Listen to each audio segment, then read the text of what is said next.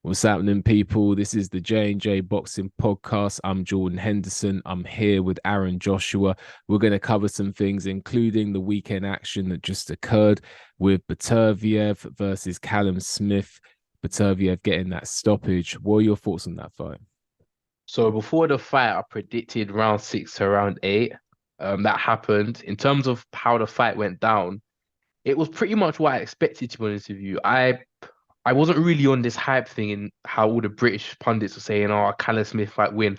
I think they were going based on variables more than actually what we've seen. When I try and pick fights and predict fights, I go based on what I've seen, not what could happen. I know Beterbiev is 39, but I think people acting like, "Oh, he's gone old overnight because of this." But I'm like, what fight has suggested he's gone old overnight? I think people banking on that and making out Callum Smith is a mythical fighter. Callum Smith's a good fighter, strong puncher, but he's not the fastest.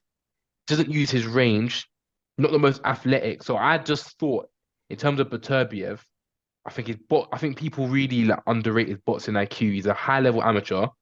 He's beaten people like Vodzik, who was at the time the favorite. So I just thought all of those variables together, it'll go Beterbiev's way, and it did. I thought Callum Smith had a bit more success. I'm not gonna lie to you.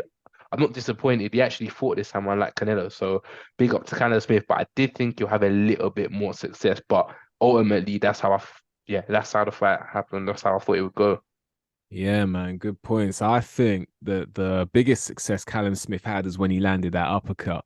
Um, but in all fairness, I think Callum Smith, he turned up, so credit to him. Against Canelo, he didn't turn up. I feel that he was a bit nervous because the way he was like dipping at the waist and stuff, when fighters are nervous, it feels a bit more like stiff. Yeah, And he yeah, was he yeah, was yeah. trying to bend at the hip and he was at the back against the ropes and he was doing this, and that gave me that nervous look. Fighters who are relaxed, they're a bit more fluid with it. So I feel I he think he was. felt the power early. I think obviously Beterbiev rushed out, and I think Smith felt it straight away. And I think he was trying to do too much to avoid it, probably burning up energy. Yeah, spot on. And Beterbiev, the Beterbiev is that he doesn't throw with full power with every punch, but every punch is hard enough. Like every punch is hard. And he keeps throwing punches and he's got accumulation. And I think that the reason that Callum Smith lost this fight is because of two factors. One is that for someone his height and his reach, he can't keep someone at the end of that reach. Exactly. And Yeah, yeah, exactly. the second one is he's not creative. Now, I said before this fight in our pre-match, in our pre-fight video, that I think that Callum Smith, in terms of conventional correct boxing, is better than Anthony Yard. Now, that doesn't mean I think he's going to beat Anthony Yard if they fight, and they actually might. There's talk of it.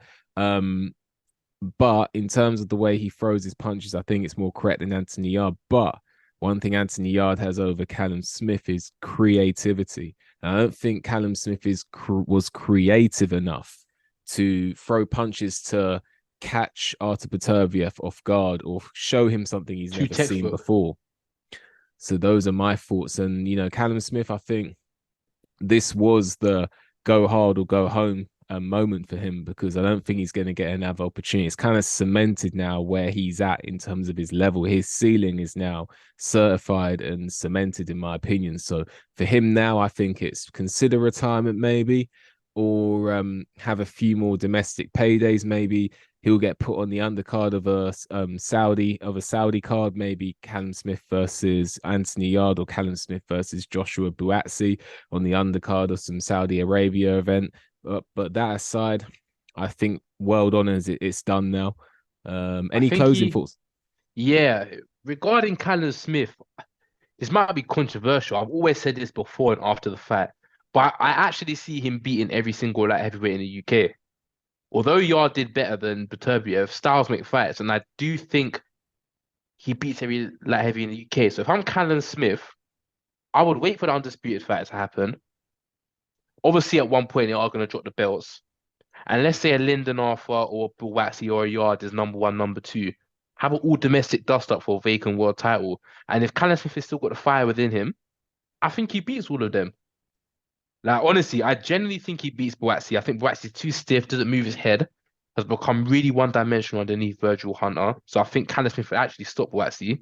I think Craig Richards would be a tough fight, but I think Craig Richards kind of leaves a lot of it in the gym with Craig Richards. With Anthony Yard, I think his explosiveness could cause him problems, but I always worry about Anthony Yard's gas tank. And I don't think his boxing IQ is there. We saw it against Kovalev, it wasn't there. Even against Beterbiev, it wasn't there because Beterbiev was catching him. Like Anthony Yard got a bit too excited, he got too greedy. So I do think his boxing IQ isn't the best. I think Anthony Yard is a very athletic fighter, but I just don't think his boxing IQ is there. That's why I don't think ultimately he would win a world title unless it becomes vacant.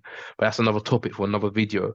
But yeah, and I think he knocks out people like Lyndon Arthur, them lot. So if I'm Callum Smith, I would try and hang around for domestic dust up, but let's see. Yeah, man. Just a closing thought. I actually think, side note, Anthony Yard might be damaged goods at this point after these stoppage defeats and damage he's taken and being put in fights when he's been ripe, in my opinion. Don't think he's, I think he's talent. He's got talent, but I don't know if he was managed the right way and given the necessary step up fights. But that's a side note. I think Anthony Yard may be damaged goods at this point. But moving on from that, we have the Joshua Ngannou announcement. Um, what are your thoughts? Sort of a brief summary of your thoughts on that fight. I know we'll make a separate video about that, but what's your a brief summary of your thoughts on the fight itself and Ngannou's chances, considering how well he did against Fury? So in terms of the fight itself, I think it's only right to make that fight. We all knew the plan was Joshua and Wilder to fight. Obviously, Wilder lost, so the fight was kind of out the window. And I think logically, the two champions are obviously tied up for the year. So I think in terms of name value to replace a Wilder, and I think this is actually a bigger fight. I think this do bigger numbers than the Wilder fight because they're bringing two sports together. But in terms of, it's basically the Wilder fight, but with actually a bit more intrigue, as people don't know if Ngannou could do better. Obviously, he's a strong guy. So in terms of a fight, I actually think this is a good fight. I'm happy. Out of the three names they mentioned before, Hergovic, Zhang, and Ngannou, I think they definitely chose the right one. I'm in the camp that I really rate Philip Hergovic. I know not a lot of people do based on past performances, but I think he's really dangerous. So I wouldn't fight Hergovic unless it was for a world title. Zhang, I think he's dangerous, but to be honest with you, I think he's beatable. Like we've seen him struggle before. I think if he can get past the first six and have a bit of, not even a lot, just a bit of foot movement, I think he would beat him, which probably gives a bit of a clue on who what I'm gonna say about the undercard fight. But I think out of the three fights, it was the best fight. Yeah, I think it's an intriguing fight. I mean, I think that realistically, the Fury fight may have flattered Ngannou, although I still think Fury won it relatively clearly. Um, I think that against Joshua, one, styles make fights, and two, I think Fury, we're really going to see soon that Fury has declined rapidly. I was saying this after he fought Derek Chisora the third time, and no one was saying this, and I think it's going to start to come to light now. But I think Anthony Joshua, if Anthony Joshua keeps it ABC boxing, he could even knock Ngannou out without meaning to, just keeping it on his simple boxing. So I think simple boxing beats Ngannou. And I think Anthony Joshua has the sort of ABC amateur schooling to make it make it a fight that's easy and should be easy. Whereas if Anthony Joshua makes it hard on himself, then he could struggle. But I think Anthony Joshua, if he uses the right tactics, this is going to be relatively an easy fight, in my opinion. I, But I, I 100% agree with you. I think in terms of this fight, I actually think this is a really easy fight. I think, like you said, you made a good point. I think the Fury fights really flattened in Ngannou. They have different strengths and weaknesses. The people Joshua struggled with doesn't fight like Ngannou. The people Joshua does best fights like Ngannou. Open guard. Ngannou's not the fastest. Doesn't throw the best hooks. Brazil type fighter, Pulev type fighter, just stands a bit in front of you. So I do personally think this is a really good fight for him. This is if he wins and wins in style, this is the second opponent in a row. You've done a better job than Fury. So it's just building that demand, isn't it? Exactly. And very briefly, what are your okay? We gotta make separate videos for some of these. I'm just looking at box right now. But briefly, what is your thoughts on Jilly Zhang? I know you sort of alluded to it already, so I'll let you take the floor first. Zhang versus Parker. What are your initial thoughts? I'm a bit surprised Team Zhang took this fight. I would have personally sat on the interim title. And it's funny, boxing always goes around in a circle. He's making, I think, the same mistake Joe Joyce did in terms of fighting someone you don't need to when you want an interim title. I think unless the money's been offered, which is crazy, they probably offered him a lot of money. I think this is all wrong for GD Zhang. You've seen him struggle against people that are fleet-footed, seen him struggle with Jerry Forrest. We've seen him drop early in his career. I think Joseph Parker's going to beat him. I'm gonna say unanimous decision, but I wouldn't be surprised if Parker stopped him late on the cumulative punches. I think Zhang Gas is really bad after five, and I think it's Parker's fight to win, to be honest with you. Fair play. I can totally see where you're coming from. When I think about Jilly Zhang versus Joseph Parker, I think about a cat and mouse fight with Parker on the peripheral and Jilly Zhang in the middle, like with the slow as molasses feet. But I do think that Jilly Zhang will be very dangerous early when I'm not saying his feet are going to be fast at first, but his feet will be faster than they are around 6, 7, 8, 9. I think, and with his longer reach, I think those are the danger rounds for Parker. And also, southpaw stance. Let's not forget that Parker. I think he's going to find it hard to land his jab, particularly early on. And I think that He doesn't Jilly, really land his jab. Like I think with Parker, he's got a fast jab, but I've never really seen him out jab anyone. yeah, So I think, yeah, I could actually see it from your point. I think he could struggle if he doesn't establish that jab. yeah, I think that obviously, got to keep an eye out for that straight left hand down the pipe. That goes without saying. But an intriguing fight, an intriguing fight. And styles make fights. Boxing fans are reactionary. You know, Jilly Zhang look explosive now. All of a sudden, he's this danger man. I don't think Jilly Zhang's actually improved from when people were saying he wasn't a danger man. It's just that boxing fans are very reactionary. Don't get me wrong; he's shown what he can do, but I don't think he's actually improved in the last few years. I think it's just that he's been given the right opportunity. Um, Joseph Parker, again, I don't think he's massively improved. In my opinion, I think that stylistically against Wilder, what unfolded, and I think it flattered Parker. I still think his ceiling is similar to what it was before Yeah, yeah, so, the so do Wilder I. fight. So do I. So, but these two coming together is an intriguing fight. Like you said, Zhili Zhang maybe should have sat on that ranking, but you know it's boxing. People never seem to learn. Moving on to there's so much we could cover. I want to talk about the. Let me get box rep back up. The Usyk Fury undercard. Yeah, and then very briefly, have you had any sort of developments in your thoughts? I was in my break at work thinking about this fight. Like, is there anything that sort of has come to your mind since we last sort of spoke about it with regards to Usyk Fury very briefly? Um, it's, I've always been in the camp. I think Fury beats Usyk. I've always been like that. I just think there's size difference, then there's size difference. I can just see Fury closing that ring down, especially if it's a small ring, and Usyk not having enough space to box. I think Usyk can slow down, as we've seen. I think Fury slowed down. But to be honest, I don't know. It's a very intriguing fight. Very intriguing fight. Yeah, I think just to briefly touch upon it, I mean, I can definitely see where you're coming from. And one thing you talked about ring size, I think that could actually be really key. Um, and I didn't even think about that. So shout out to you, man. That was a real good point. I never even considered that. A big ring and Usyk might be, you know, having fun in there. A small ring and he might be in a bit of trouble. It's But funny because the Ruiz Joshua rematch, the ring was a big ring. yeah, The Beterbiev Smith fight was a tiny ring. If that is the ring size and Fury Usyk, I think Fury stops Usyk in terms of this is a small ring. But if it's a big ring, I can see Usyk maneuver himself for 12 rounds. Because Fury doesn't have the feet to close him down. yeah. But the one So thing, go yeah, on. carry on. I was just gonna say, one thing that I think goes in Usyk's favor, and I won't turn this into a prediction video, but one thing I think that does go in Usyk's favor is Fury can be hurt, and it doesn't have, you don't have to be a big guy to hurt him. And I actually think that so even if Fury does try and march forward, I actually think Usyk could still hurt him. And Yeah, yeah, I think so as well. I even drop him. Honestly, I don't think you need to be a big puncher to put Fury on his back, and I think that that's one thing that really goes in Usyk's favor because if Fury is on the outside, I can see Usyk having a field day potentially. I need to see the size difference them two next to each other, not just faced off in a sort of face off scenario. I need to see the size difference in the ring because when I Yeah, saw yeah, David yeah, Allen and David Price, I know it's a really weird thing.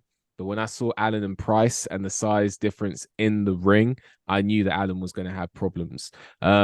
If I see Fury and Usyk, the size difference in the ring, I'll know if you Usyk can get that jab going because you know, and if the size difference is too much, Usyk's going to have trouble landing that jab to the head. And with Joshua, he was able to do it, but Fury is an inch or so taller than Joshua. So I think that yeah, when I see them in the ring with the size difference, I'll know a bit more about the fight. But one thing, yeah, just wanted to sort of touch upon and allude to is the I think that if Fury decides to put his high guard up and march forward, I'm less confident in that working because I think Usyk can hurt him.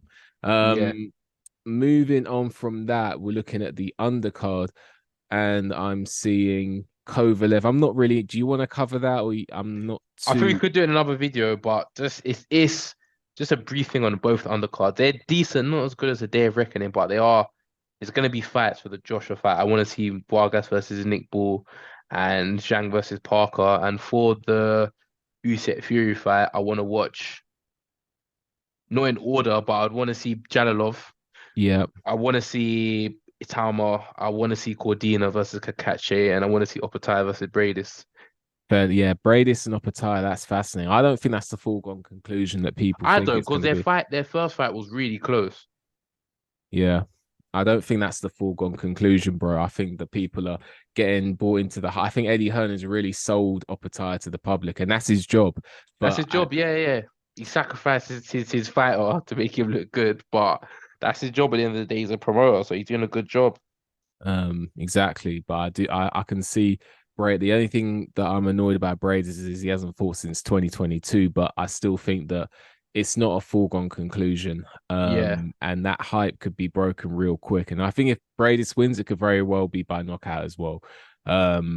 But last one I want to sort of talk about, and I'll ask you after if there's anything you want to talk about that I mentioned. I heard Moses Italma might be fighting Solomon Dakers on the undercard. What are your thoughts on that? I think I've never been impressed by Solomon Dakers. He looks like a fairly run-of-the-mill heavyweight. A, B, C, one, two, three, even if that, if he can get to one, two, three. But his last fight, I didn't watch it fully, but I saw the highlights. Looked like he actually lost his last fight. Um, I think Itama wins, but it depends what you're trying to do with him. If you're really trying to break that record, I guess is a good stepping stone. But if you don't really care about the record, what is he, 19? I think you've got time because Dacre's less like although he's not looked impressive, he's got a very good amateur record. He's a probably longer guy. So if I'm them, I wouldn't take the fight. I think you've got plenty of time. But if you're trying to break a record, then if you can't beat Solomon Dakers, then you're definitely not beating a record. So it depends what you're trying to do as management. But me, if I was a manager personally, I wouldn't advise him to take the fight. I wouldn't. I honestly like it's sometimes those unspectacular guys that do That's everything what I'm right and tick saying. off That the Solomon boxes. Dakers is a very decent amateur. He's got the boxing fundamentals. Yeah, it doesn't look impressive, but he can box. He's got a decent if enough jab. Itama's looked explosive, but we've never really seen him. Even in the amateurs, he's mostly won his fights by first round knockout. Like we've never seen him being somewhere, being in the ring with someone who's got a good jab, can box, got a ring savviness to them. So because if you lose this fight, boxing fans are very reactionary. So they'll just say you're a bum and your career's basically done. So if I'm him, I wouldn't take the fight. Yeah, I think it's too soon. As I say, sometimes it's those unspectacular but tick all the boxes that can get you if you're lacking in any areas or you're found wanting in any areas or you've got gaps in your game.